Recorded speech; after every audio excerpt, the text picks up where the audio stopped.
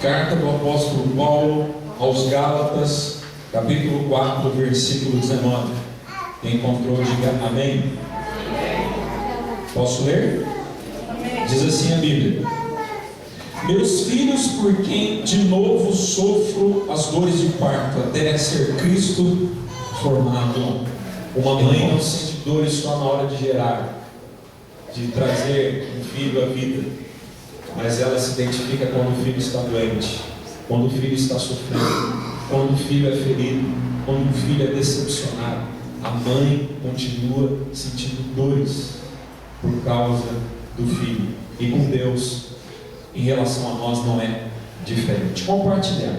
Romanos capítulo 12, versículo 15 diz que nós devemos nos alegrar com aqueles que se alegram e chorar com aqueles que choram. Se identificar, ter compaixão, né? se relacionar com os sofredores. Foi exatamente isso que Jesus ele veio para fazer. Ele se relacionava com os sofredores. Ele foi até os perdidos, até os excluídos, e ele se identificava com aquelas pessoas. Ele sentia dores, as mesmas que aquelas pessoas sentiam. E todas as vezes que nós estamos chorando e passando por dores, o Senhor ele também sofre conosco. O Senhor também sente as mesmas dores. Ele se identificou conosco na cruz. Ele não precisava ter passado por aquelas dores, porque ele não tinha nenhum pecado, mas ele fez isso por amor. Ele se identificou conosco. Foi necessário Jesus passar por sofrimento. Foi necessário Jesus passar pela via dolorosa. Sabe para quê? Para que eu e você hoje pudéssemos estar aqui, para que nós pudéssemos receber vida e vida em abundância. Jesus mesmo ele fez uma comparação. Eu quero que você abra comigo no Evangelho de João, capítulo 16. Evangelho de João, capítulo 16, versículo 21. Vamos ver as palavras de Jesus. João 16, 21.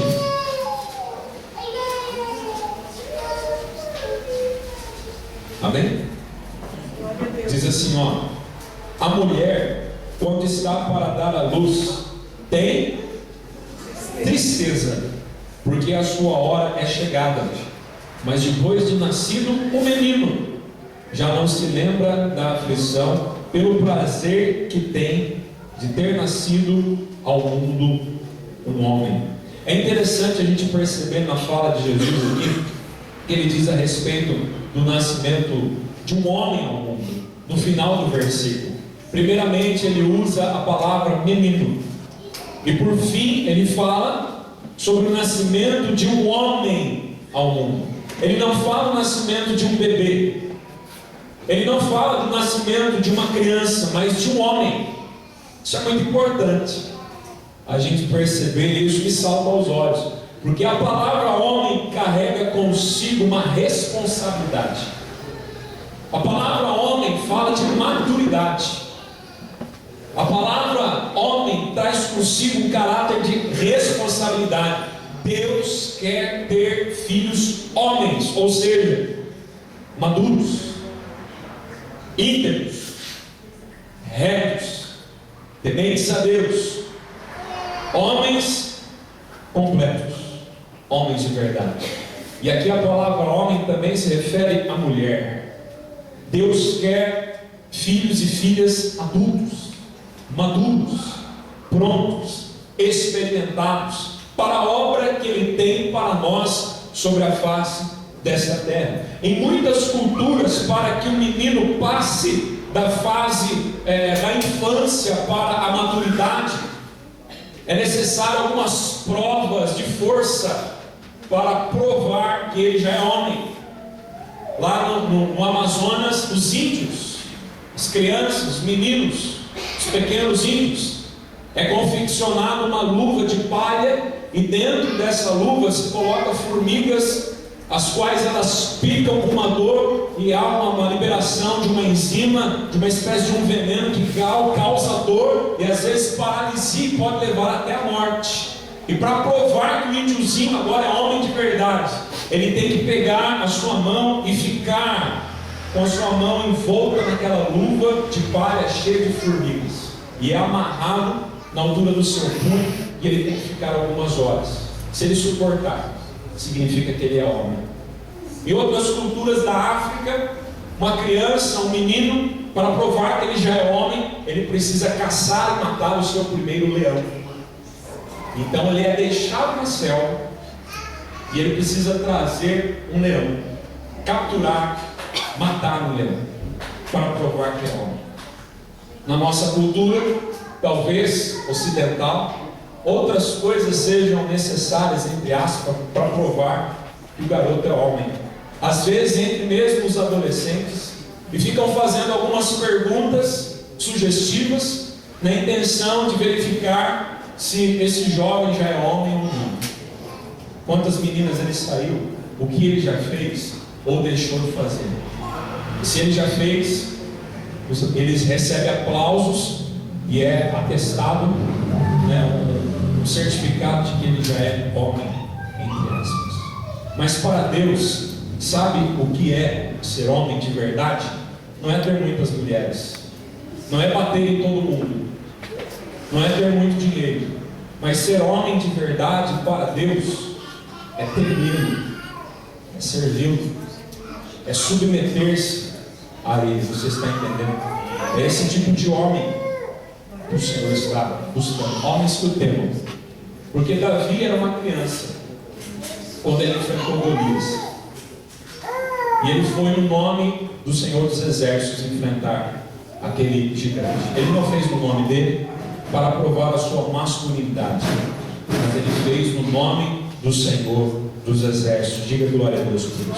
Em termos de maturidade cristã, eu quero convidar você a abrir um texto lá em Efésios capítulo 4. Efésios capítulo 4, versículos 11 até o 15. Efésios 4, do 11 até o 15. O apóstolo Paulo vem discorrendo sobre o santo ministério e o serviço dos santos. Para que nós precisamos ser homens completos, íntegros? Para que as irmãs precisam ser mulheres valorosas, mulheres sábias que edificam a sua casa, mulheres maduras? Por que nós, como cristãos, precisamos ser maduros? Porque há uma obra a ser feita. O Senhor nos chamou para uma obra.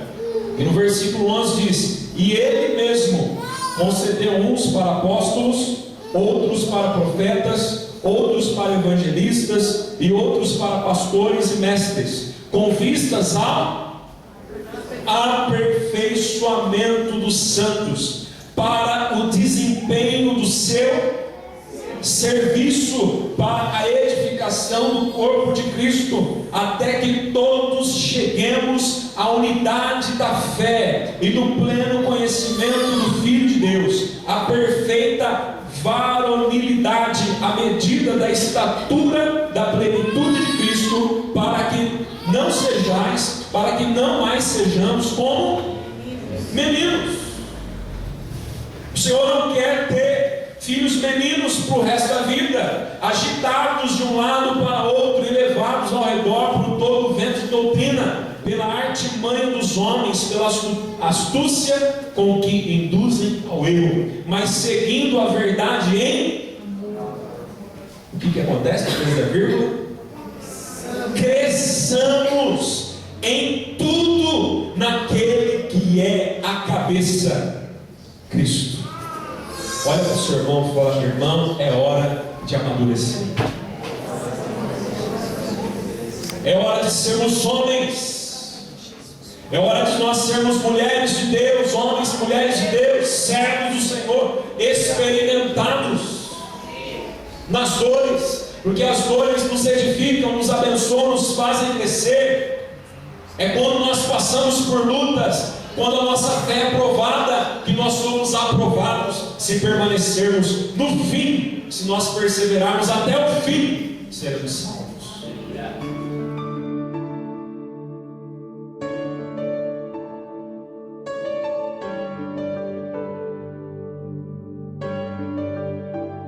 Eu só posso imaginar como então será quando ao teu lado eu andar.